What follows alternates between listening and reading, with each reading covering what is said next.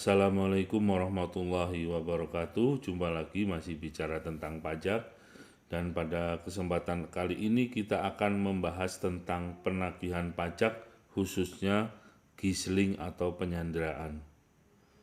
Yang akan kita bahas adalah pertama definisi, kemudian nanti akan kita lihat dasar hukum penyanderaan atau dasar hukum gizling, kemudian syarat gizling, kemudian hal-hal yang berkaitan dengan atau yang perlu diperhatikan dalam proses gizling, kemudian jangka waktu, dan nanti akan dibahas juga tentang penanggung pajak ya. Nah, kemudian nanti akan dibahas juga tentang proses penyanderaan sampai dengan pelepasan penyanderaan. Namun sebelum masuk ke materinya tentang pembahasan satu persatu, terima kasih buat teman-teman yang sudah subscribe channel ini. Baik, kita bahas satu persatu. Yang pertama adalah definisi gizling ya. Gizling itu merupakan bahasa Belanda yang artinya adalah sandera atau penyanderaan. Nah, definisinya menurut Hair adalah menahan pihak yang kalah di lembaga pemasyarakatan dengan tujuan untuk memaksanya memenuhi putusan hakim. Sedangkan menurut R. Santoso Broto Diharjo dalam Pengantar Ilmu Hukum Pajak, gizling adalah penyitaan atas badan orang yang berutang pajak.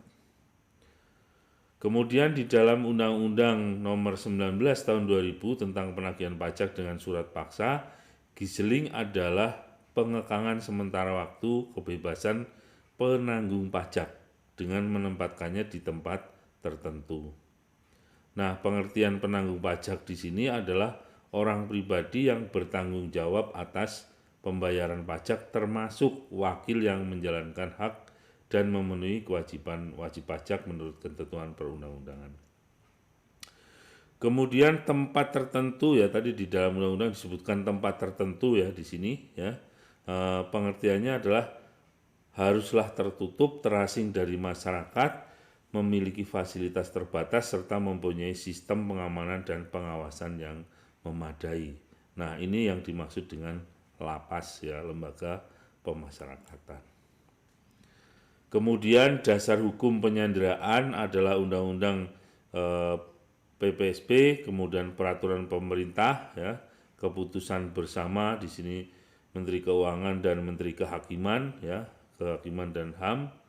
Kemudian PMK 189 tahun 2020 tentang tata cara pelaksanaan penagihan pajak atas jumlah yang masih harus dibayar. Nah, kemudian syarat penyanderaan yang pertama adalah syarat kuantitatif dan syarat kualitatif ya. Syarat pertama kuantitatif artinya apa? Artinya adalah hutang pajak lebih atau sama dengan 100 juta. Ya, jadi kalau kita punya hutang pajak 100 juta ya, kalau kemudian kita dianggap memenuhi syarat ini bisa dilakukan gizling atau sandera. Kemudian kualitatifnya adalah diragukan iktikat baiknya ya. Nah, kriteria diragukan iktikat baiknya itu apa? Yang pertama adalah tidak melunasi utang pajak secara sekaligus maupun angsuran walaupun telah diterbitkan surat paksa. Kemudian menyembunyikan atau memindah tangankan barang yang dimiliki atau yang dikuasai, termasuk akan membubarkan badan usaha setelah timbulnya hutang pajak. Nah, berapa lama sih jangka waktu penyanderaan ya? Penyanderaan itu paling lama 6 bulan dan dapat diperpanjang selama-lamanya 6 bulan. Jadi sebelum 6 bulan kalau sudah melunasi pajak maka penyanderaan dihentikan. Nah, poin penting dari penyanderaan yang pertama adalah selektif dan hati-hati. Kemudian langkah awal telah dilakukan ya, jadi ada proses atau step-stepnya. Kemudian telah dilakukan atau sedang dilakukan pencegahan ya. Kemudian dilakukan terhadap penanggung pajak secara berurutan ya. Jadi nanti kita akan bahas juga tentang siapa yang boleh disandra ya. Nah, langkah awalnya adalah yang pertama administrasi dokumen pendukung ya. Jadi validasi surat ketetapan pajak, berapa sih hutang pajak yang sesungguhnya. Nah, kemudian yang kedua adalah administrasi dokumen pendukung ya. Jadi pertama validasi surat ketetapan pajak, administrasi dokumen pendukung, kemudian yang ketiga adalah upaya persuasif telah dilakukan atau dilaksanakan. Kemudian yang keempat adalah identifikasi profiling ya, identifikasi dan profiling atas penanggung pajak. Jadi ini biasanya dilakukan juga oleh intelijen pajak ya, misalnya berapa hutang pajaknya, bagaimana aktivitasnya, kemudian alamatnya di mana, kemudian dan sebagainya ya. Jadi ini biasanya dilakukan oleh internal Direktorat Jenderal Pajak. Nah, kemudian yang nomor 5 adalah melakukan penelusuran aset ya. Nah, sekarang karena yang akan disandra adalah penanggung pajak, siapa itu penanggung pajak ya? Yang pertama adalah kalau berkaitan dengan wajib pajak orang pribadi, maka yang pertama orang pribadi yang bersangkutan. Kemudian yang kedua adalah istri wajib pajak orang pribadi dalam hal pelaksanaan hak dan pemenuhan kewajiban pajak digabung sebagai satu kesatuan ya. Jadi SPT-nya di sini menyatakan bahwa hartanya digabung dan kemudian pemenuhan kewajiban pajaknya digabung menjadi satu kesatuan. Jadi bisa wajib pajak yang bersangkutan bisa juga istri dari wajib pajak orang pribadi. Nah, kemudian untuk kasus di mana WP meninggal dan harta warisan belum terbagi, maka siapa yang menjadi penanggung pajak di sini adalah ahli waris, pelaksana wasiat, atau pihak yang mengurus harta peninggalan. Kemudian WP yang meninggal, wajib pajak yang meninggal dan harta warisan belum dibagi ya, atau telah dibagi ya. Kalau sudah dibagi, maka yang menjadi penanggung jawab adalah ahli waris dari harta tersebut ya. Jadi kalau yang belum dibagi di sini maka ahli waris pelaksana wasiat, tapi kalau barang WP meninggal kemudian harta sudah dibagi, maka ternyata di situ ada hutang pajak, maka yang harus melunasi adalah ahli waris sesuai dengan porsi harta yang sudah diwariskan. Kemudian apabila ada wajib pajak yang belum dewasa, maka siapa yang menjadi penanggung pajak adalah wali. Kemudian WP berada dalam pengampunan, itu adalah pengampu. Nah, sekarang kita masuk siapa penanggung pajak untuk WP badan ya. Untuk WP badan, wajib pajak badan bersangkutan, kemudian pengurus dari wajib pajak badan ya. Jadi itu. Nah, kemudian urutan penyanderaan atas pengurus wajib pajak badan dalam bentuk PT ya. Ya, ini urutan-urutannya. Yang pertama adalah dewan direksi ya. Kemudian dewan komisaris ya, kemudian orang yang nyata-nyata punya wewenang ya. Bisa saja orang tersebut tidak terdaftar sebagai direksi, tidak sebagai dewan komisaris ya, tetapi orang tersebut punya kewenangan-kewenangan yang misalnya masalah keuangan, masalah keputusan dan sebagainya. Nah, kemudian yang keempat adalah pemegang saham ya. Jadi ini, nah kemudian kalau untuk orang yang nyata-nyata punya wewenang, didukung dengan dokumen lembar penelitian yang menjelaskan kedudukan penanggung jawab ya. Kemudian nota dinas permintaan beneficial owners ke Direktorat Penegakan Hukum. Jadi yang pertama saya ulangi lagi ya, jadi untuk WP badan ya dalam bentuk PT, maka urutan penyanderaan yang pertama adalah dewan direksi. Jadi kemudian yang kedua dewan komisaris, yang ketiga orang yang nyata-nyata punya kewenangan, yang terakhir adalah pemegang saham. Nah, kemudian urutan penyanderaan atas pengurus wajib pajak badan dalam bentuk CV ya, atau persekutuan komanditer ya. Yang pertama adalah sekutu komplementer atau aktif ya, yaitu pengurus, kemudian atau orang-orang yang nyata-nyata mempunyai pemenang ya. Kemudian yang ketiga baru sekutu komanditer atau sekutu pasif ya, didukung sama ini ya. Jadi orang yang nyata-nyata mempunyai kewenangan memang didukung berdasarkan penelitian dan bukti-bukti. Nah, kemudian urutan penyanderaan atas pengurus wajib pajak badan untuk bentuk usaha tetap. Yang pertama adalah kepala perwakilan atau cabang, penanggung jawab atau jabatan setingkat, orang yang nyata-nyata mempunyai wewenang, dan yang ketiga adalah pemilik modal ya. Nah, kemudian tindakan penagihan pajak dalam hal terdapat perubahan penggantian pengurus, siapa yang dilakukan terlebih dahulu kalau harus disandra. Yang pertama adalah pengurus yang namanya tercantum dalam akte perubahan. Kemudian yang kedua baru pengurus sebelumnya. Jadi kalau ini tidak bisa ya berarti yang kedua. Oke, baiklah kita masuk ke proses penyanderaan atau proses sandera. Yang pertama adalah di sini ya. Pejabat, pengertian di sini pejabat adalah dari Direktorat Jenderal Pajak, misalnya dari KPP atau dari Direktorat P2, bisa juga Kanwil gitu ya. Tapi misalnya KPP ya berarti Kepala KPP mengajukan permohonan izin penyanderaan kepada Menteri Keuangan ya, Menteri Keuangan.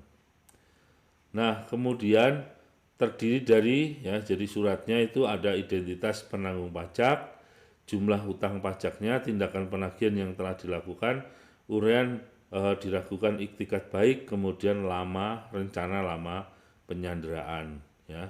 Nanti disampaikan kepada menteri. Kemudian menteri itu menerbitkan izin penyanderaan ya, terdiri dari identitas penanggung pajak, kemudian alasan lama penyanderaan ya. Nah, setelah itu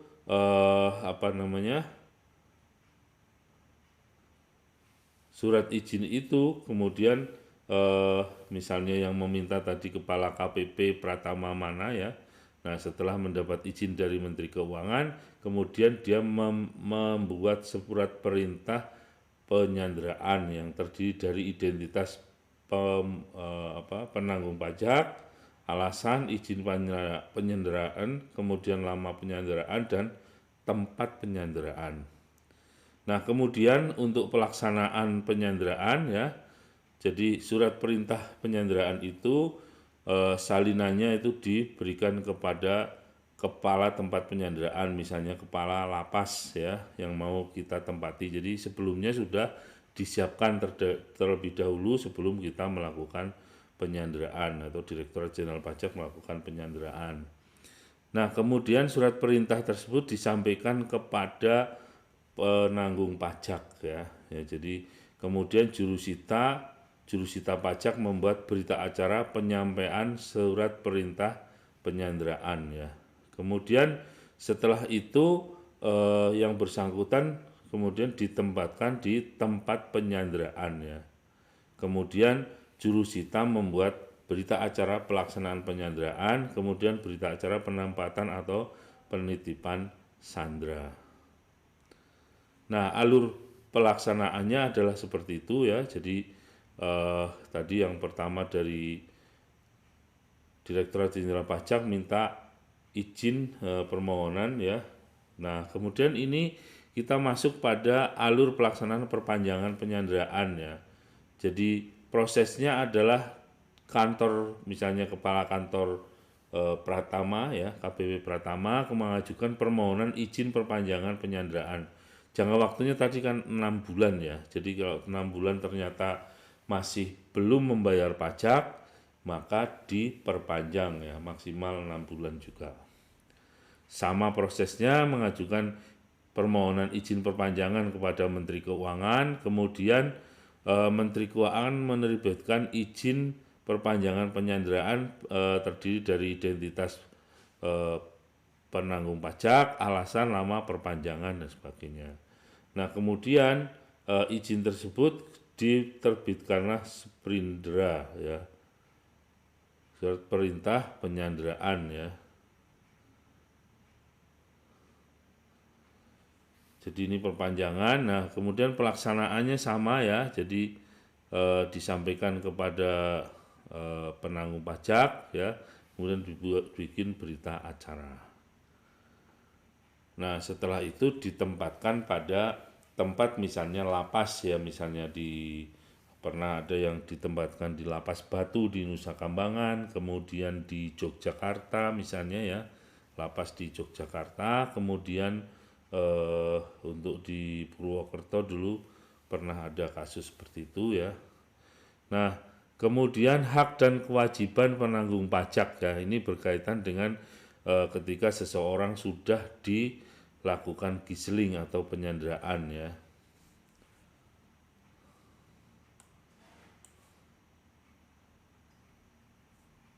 Yang pertama adalah penyanderaan hak dan kewajiban penanggung pajak ya, maka dia mempunyai hak untuk melakukan ibadah di tempat penyanderaan. Jadi kalau misalnya kalau yang muslim misalnya boleh beribadah sholat 5 waktu, kemudian sholat Jumat misalnya. Nah kemudian juga pada saat sholat Idul Fitri misalnya hari besar ya. Jadi sama untuk yang agama lain juga seperti itu ya. Kemudian berhak untuk memperoleh pelayanan kesehatan yang layak ya. Kalau misalnya sakit pada saat dilakukan giseling ternyata sakit, maka yang bersangkutan berhak untuk memperoleh pelayanan kesehatan yang layak.